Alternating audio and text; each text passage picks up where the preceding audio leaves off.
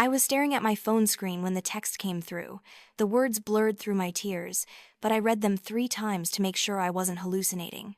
Settlement approved. $2.3 million. Full custody transferred. They can't hurt you anymore. I sat there in my wheelchair, my useless legs folded beneath me, and for the first time in 2 years, I felt something other than rage. I felt vindicated. But let me tell you how a book club party destroyed my life and how I crawled back from hell.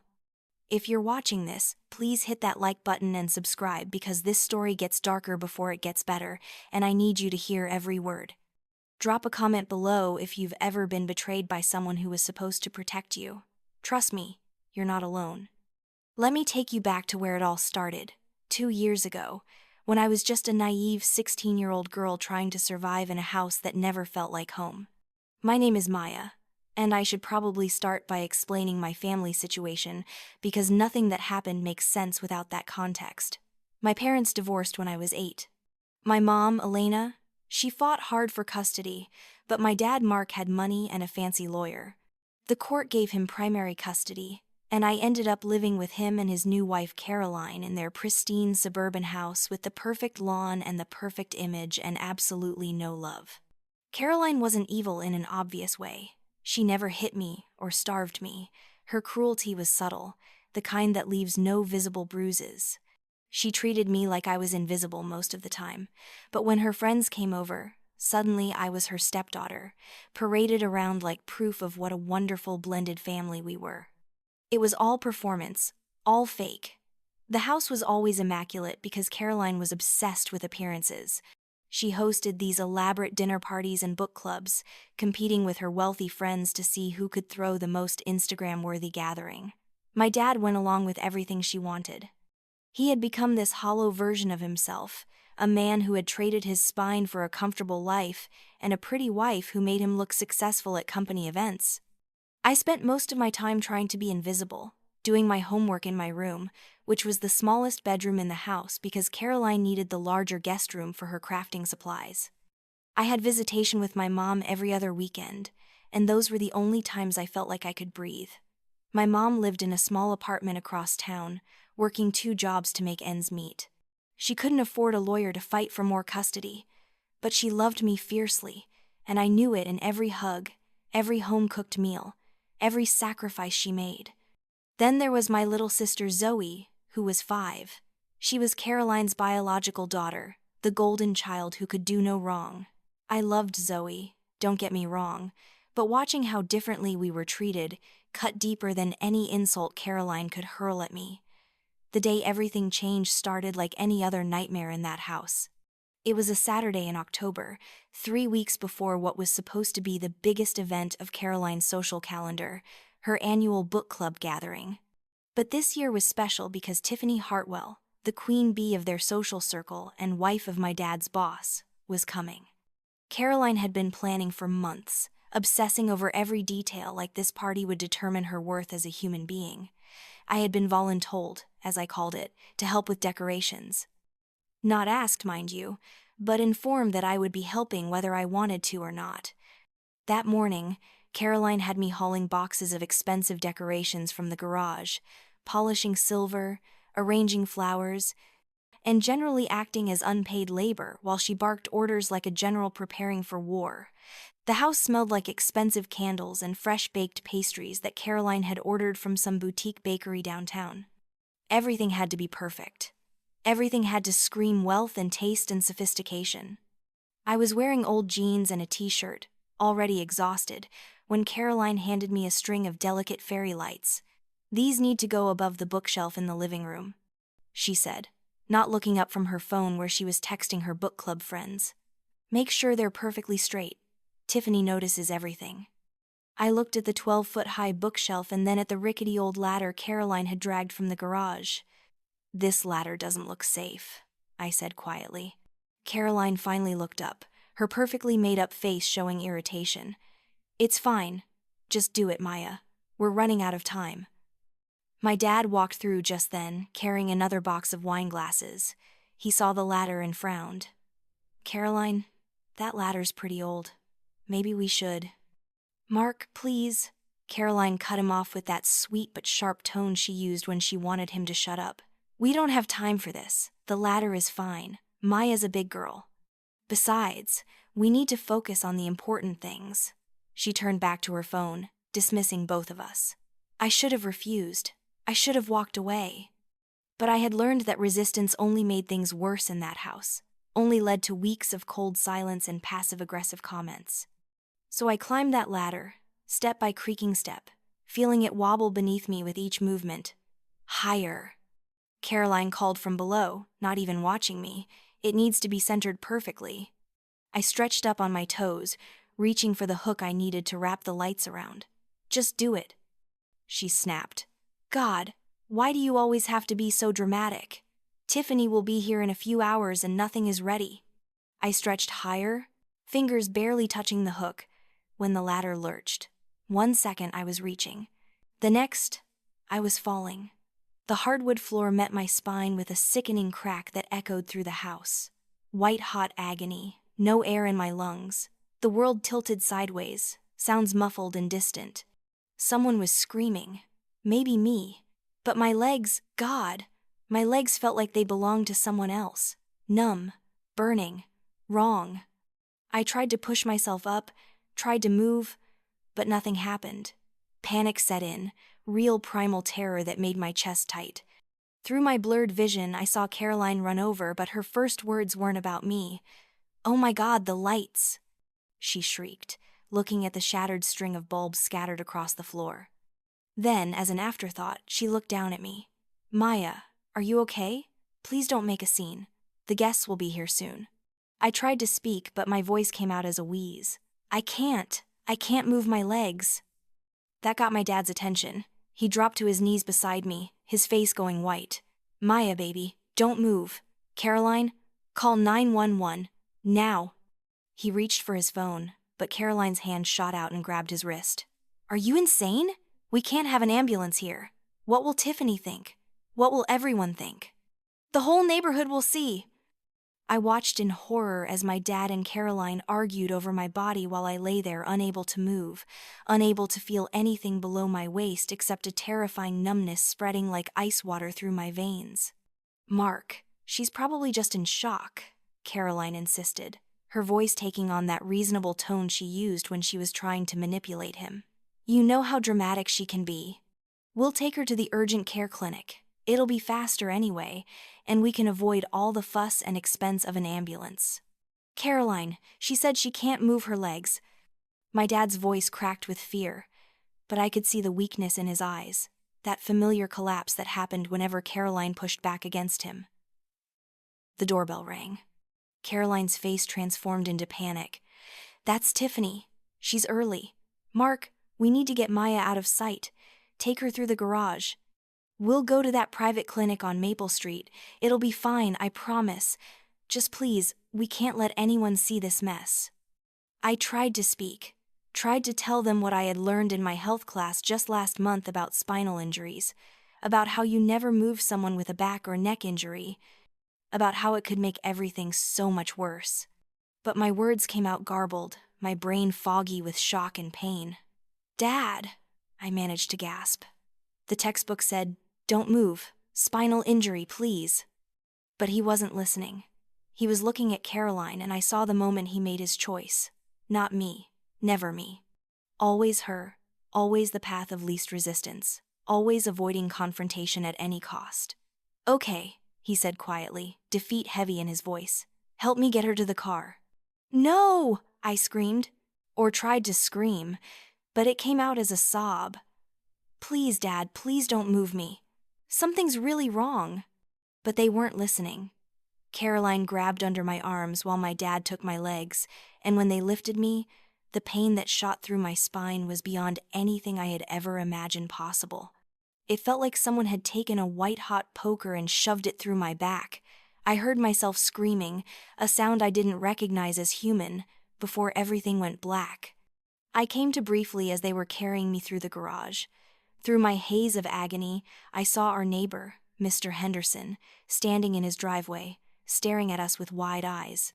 Our eyes met for just a second, before Caroline kicked the garage door button and the door rolled down, hiding us from view. At the time, I didn't realize how important that moment would become. Every bump in the road was a knife to my spine. I vomited twice from the pain.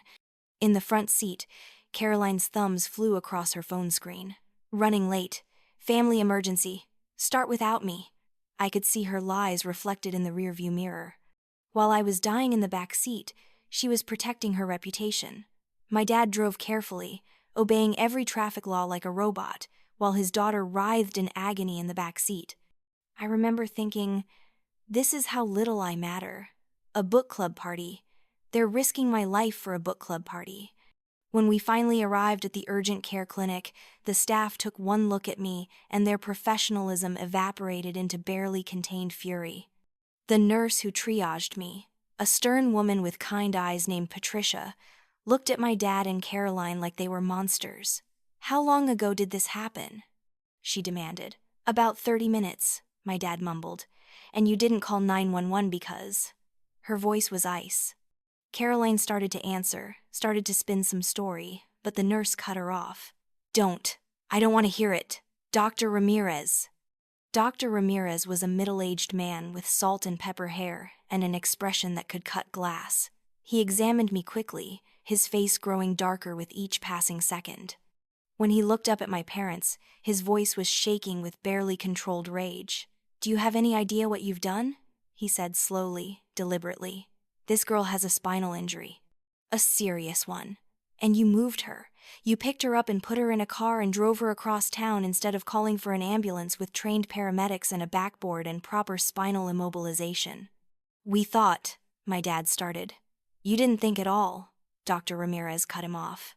"Your daughter told you not to move her, didn't she? And you did it anyway." Every second that passes, the swelling in her spinal cord is getting worse. She could be paralyzed for life because you couldn't be bothered to make a phone call. Paralyzed. The word sucked all the oxygen from the room.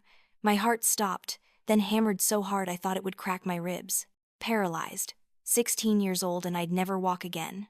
Never run. Never dance. Because of fairy lights and a book club. Because I was expendable.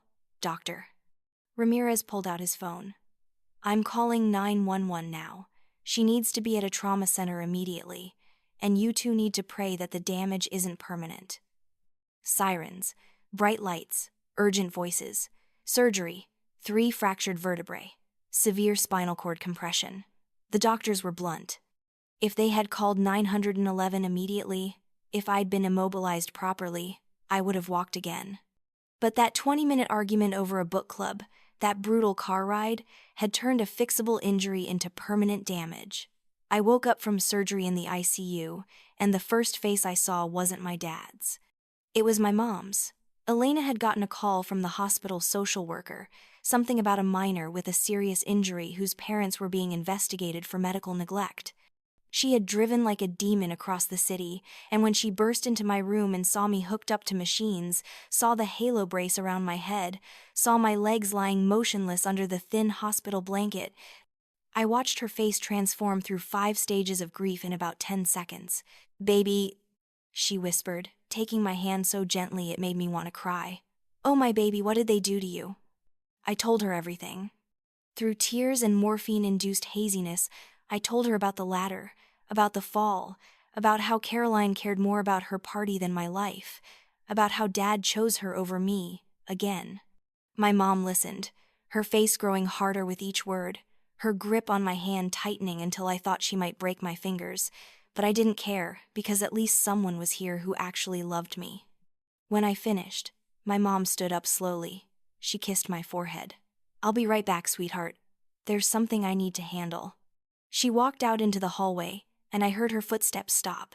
Then I heard her voice, cold and hard as diamonds. "Mark." There was a long silence, then my dad's voice, small and guilty.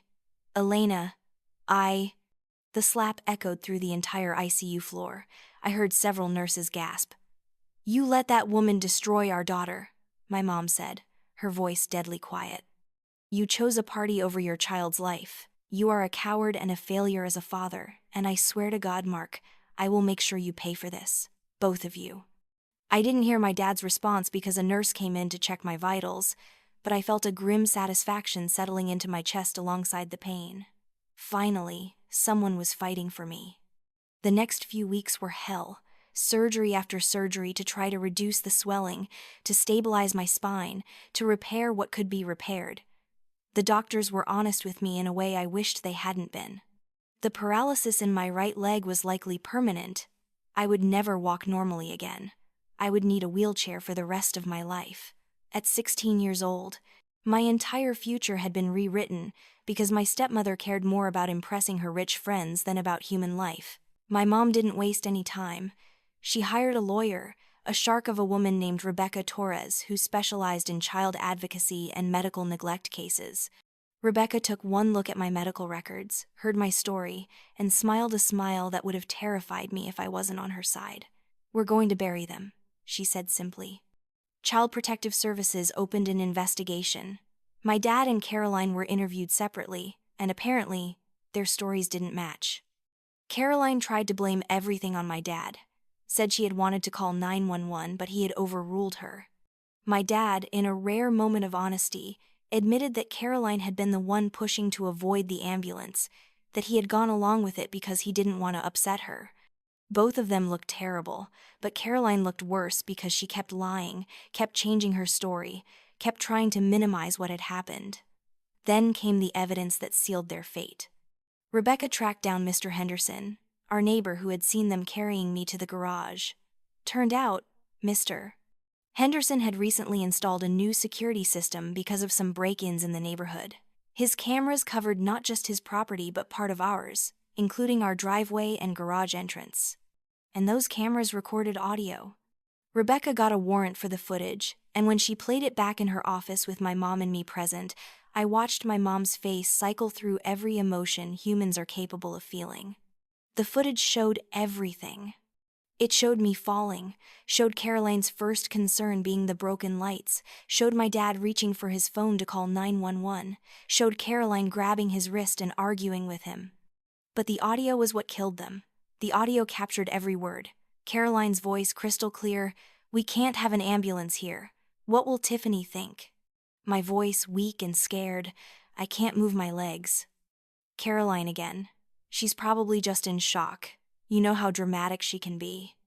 My desperate plea, "Dad, please don't move me." The textbook said don't move people with spinal injuries. And my dad's response, "Okay, Caroline, help me get her to the car." The audio captured my screams as they lifted me. It captured Caroline saying, "Hurry up before anyone sees." It captured everything. Rebecca looked at the recording, looked at my mom and said, "This is criminal negligence. This is child endangerment. This is lawsuit gold." The legal process moved faster than I expected. My dad and Caroline's lawyer tried to settle quickly, probably realizing how bad the footage looked. But Rebecca wasn't interested in quick settlements. She wanted to make an example, and my mom agreed. The deposition was held in a conference room at Rebecca's law firm, and it was the first time I had seen my dad and Caroline since the hospital. I was in my wheelchair, of course, would be in it forever, and I watched Caroline's face when she saw me. For just a second, I saw something that might have been guilt flicker across her features before her usual mask of irritated superiority slammed back into place. Rebecca had a projector set up. Without preamble, she played the security footage for everyone in the room. We watched it in silence, me reliving the worst moment of my life. My dad staring at the table with tears running down his face. Caroline's attorney looking more uncomfortable by the second. And Caroline herself going from pink to white to gray as the reality of what had been captured sank in. When the audio got to the part where Caroline said, "What will Tiffany think?" her lawyer actually put his head in his hands. After the footage ended, Rebecca let the silence stretch out for a long, uncomfortable moment. Then she looked directly at Caroline. "Mrs. Williams," she said, her voice pleasant but her eyes like ice, "would you like to explain to Maya why your book club was more important than her spine?" Caroline opened her mouth, closed it, opened it again. It wasn't like that. I was worried about the cost. Ambulances are expensive, and you have a household income of over $300,000 a year. Rebecca cut her off. You spent $5,000 on catering for a party that same week. Cost wasn't the issue. The issue was appearances.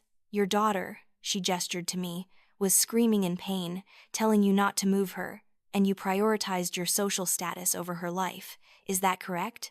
She's not my daughter, Caroline snapped, and immediately realized her mistake. Her lawyer closed his eyes. I felt something cold and hard settle in my chest at those words. Finally, the truth. Finally, she had admitted what I had always known. I wasn't her daughter. I was an inconvenience, an obstacle to her perfect life, something to be managed and minimized and pushed aside. Rebecca smiled, and it was not a nice smile. I see. Well, the law doesn't distinguish between stepchildren and biological children when it comes to child endangerment. The consequences are the same. The settlement negotiations lasted another 3 hours. I mostly tuned them out, letting the lawyers talk about numbers that seemed unreal. My mom kept her hand on my shoulder the whole time, her presence the only thing keeping me grounded. In the end, the settlement was massive. Rebecca had pushed for $2.3 million, a number that would cover all my medical expenses for life. My education, adaptive equipment, home modifications, therapy, everything. More importantly, it would send a message that you can't just throw money at a problem like this and walk away unscathed. My dad and Caroline's insurance company agreed to the amount rather than risk going to trial, where the footage would be shown to a jury and the damages might be even higher. But the money was only part of it. The civil court judge, when reviewing the case for approval of the settlement, made a statement that became part of the public record. She called their actions grossly negligent child endangerment and a shocking prioritization of social status over the welfare of a minor. That statement was quoted in the local news. Caroline's precious reputation was destroyed, but even better than the money or the public judgment was the family court decision. My mom filed for emergency custody modification, and given the circumstances, it wasn't even a fight. Full custody was granted to Elena, including my little sister Zoe. The judge ruled that my dad had demonstrated profoundly poor judgment and an inability to protect his children from harm. My dad was granted supervised visitation only, one afternoon a week, to be supervised by a court-appointed observer. He would have to complete parenting classes before even being considered for unsupervised time. Caroline, because she wasn't Zoe's biological mother. Wait, yes, she was. So the ruling meant she could continue to live with Mark, but his custody rights were essentially stripped. I watched my dad's face crumble when the custody ruling came down. He had lost everything: his daughters, his reputation, his self-respect. Part of me felt sorry for him. The bigger part of me thought about lying on that floor, begging him not to move me, watching him choose Caroline anyway. The aftermath was its own kind of satisfaction. Caroline's book club disbanded. Tiffany and the other wealthy women wanted nothing to do with a woman who had been publicly labeled as having endangered a child. The story made the local news, which meant everyone in their social circle knew.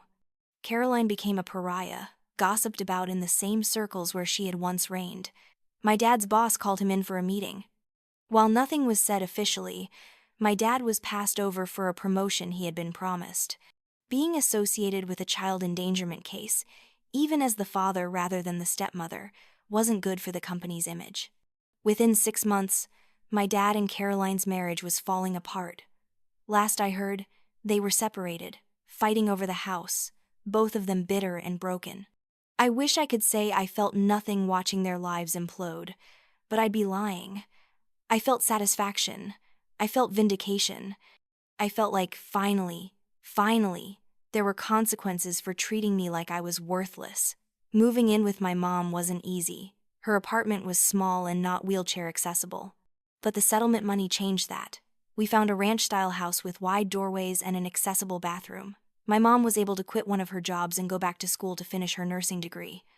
Zoe adjusted better than I expected, happy to have her mother and sister full-time, too young to fully understand why Dad wasn't around much anymore. The physical therapy was brutal. Learning to use a wheelchair, to navigate a world that wasn't built for people like me, to accept that I would never walk normally again. I had angry days, depressed days, days where I screamed at therapists and cried myself to sleep.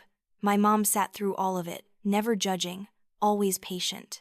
My therapist, a kind woman named Dr. Chen, helped me work through the trauma.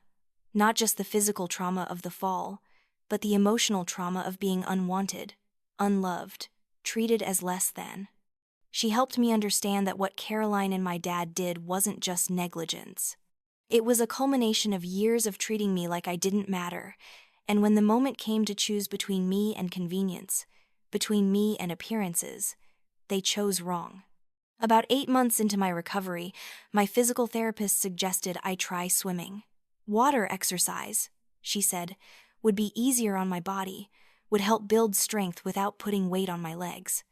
I was skeptical, but I was also desperate for something, anything, that would make me feel less broken. The first time I got in the pool, something shifted. In the water, I wasn't disabled. In the water, my useless legs didn't matter. My upper body strength, built up from months of wheelchair use, translated into powerful strokes. I could move freely, quickly, gracefully. For the first time since the accident, I felt whole. I became obsessed with swimming. Every day after school, I was in the pool. My mom enrolled me in an adaptive swimming program and then a competitive team for athletes with disabilities. I trained harder than anyone, pushing myself past pain, past exhaustion, past the voice in my head that said I was broken. My coach, a former Paralympic athlete herself, saw something in me. She pushed me to compete, to dream bigger. "You've got something special, Maya," she told me. "You've got fire." 18 months after the accident, I competed in my first regional championship. My mom and Zoe were in the stands, screaming their lungs out. I won.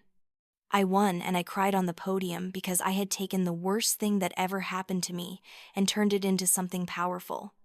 That's when I saw him. My dad, standing at the back of the pool area, watching from a distance. He didn't approach. He didn't wave. He just stood there, his face a mixture of pride and guilt and loss. I looked at him for a long moment, then turned away. He didn't get to be part of this. He didn't get to claim any part of my victory. 2 years after the fall, I qualified for the national championships. The competition was fierce, the best adaptive swimmers in the country all in one pool. I was nervous but ready, my body honed by thousands of hours of training, my mind sharp with determination. My mom and Zoe had front row seats. They had made signs, obnoxious signs that said things like, "Maya is our champion and watch my sister crush it." I loved them so much it hurt. As I positioned myself at the starting block, I looked up into the stands. My family was there, my real family, the people who chose me every single day. And far in the back, barely visible, I saw my dad again.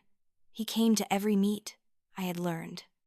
Always staying in the back, never approaching, never trying to talk to me during my supervised visits with Zoe, just watching his daughter from a distance, living with what he had done. The starting gun fired. I hit the water and everything else disappeared. There was only the rhythm of my strokes, the burn in my muscles, the singular focus of going faster, pushing harder. I could feel my competitors on either side. But I didn't look. I just swam. I touched the wall first and looked up at the clock. New national record. I had done it. I had taken all the pain, all the rage, all the injustice, and I had channeled it into something extraordinary. When they put the gold medal around my neck, when I stood on that podium with my hand over my heart as the anthem played, I wasn't thinking about Caroline and her stupid party. I wasn't thinking about my dad's weakness. I was thinking about every morning I woke up in pain, every day I pushed through therapy, every moment I had to fight to prove I was more than my disability. I was thinking about survival, about resilience, about becoming someone who didn't just survive trauma but transformed it. After the medal ceremony, reporters wanted interviews. They asked me the usual questions about training and technique, but one reporter asked something different. "What would you say to other kids who've been through trauma, who feel broken?" I thought for a moment, looking down at my wheelchair, at my medal, at my mom crying happy tears in the crowd. Then I looked directly into the camera. "You're not broken," I said. You're being rebuilt into something stronger. The people who hurt you, they don't get to write your ending. You do. And sometimes the best revenge isn't revenge at all. It's living so well, becoming so strong, that you prove they never had the power to destroy you in the first place. The interview went viral. I got messages from kids all over the country. Kids with disabilities, kids in foster care, kids escaping abuse. They told me my story gave them hope. That's when I realized my pain had purpose. That's when I knew I had won in every way that mattered. My dad tried to reach out after that interview. He sent a letter through my mom, asking if we could talk, saying he was proud of me, saying he was sorry. I read the letter once and put it away. Maybe someday I'll respond. Maybe someday I'll be ready to hear what he has to say. But not today. Today, I'm focusing on me, on my training, on the Paralympics that I'm now working toward. Caroline, I heard, moved out of state. No book clubs there either, probably. I don't think about her much anymore. She's not worth the mental energy. Sometimes people ask me if I'm angry about what happened. The honest answer is complicated. I'm angry about the fall, about the permanent damage to my body, about the life I might have had. But I'm also grateful in a strange way because I found a strength I didn't know I had. I found my mom again. Really found her. I found my purpose. Would I rather be able to walk? Of course. But I can't change the past. I can only control what I do next. And what I do next is keep swimming, keep winning, keep proving that I'm more than the worst thing that ever happened to me. The settlement money is in a trust, managed carefully to ensure my future. I'll be able to go to college, to live independently, to have the adaptive equipment and medical care I need for life. But more than the money, I have something Caroline and my dad will never have. I have peace. I have self-respect. I have people who love me unconditionally. And when I'm in that pool, when I'm cutting through the water faster than people think possible, when I'm standing on podiums wearing medals, I'm not the girl they threw away for a party. I'm Maya, Paralympic hopeful, survivor, warrior. I'm the girl who fell but learned to fly. So here's my question for you. Have you ever been in a situation where you had to choose between being a victim or a victor? Have you ever had to rise from a place so dark you didn't think you'd survive? Drop your story in the comments below because we need to hear each other's voices. We need to know we're not alone in this fight.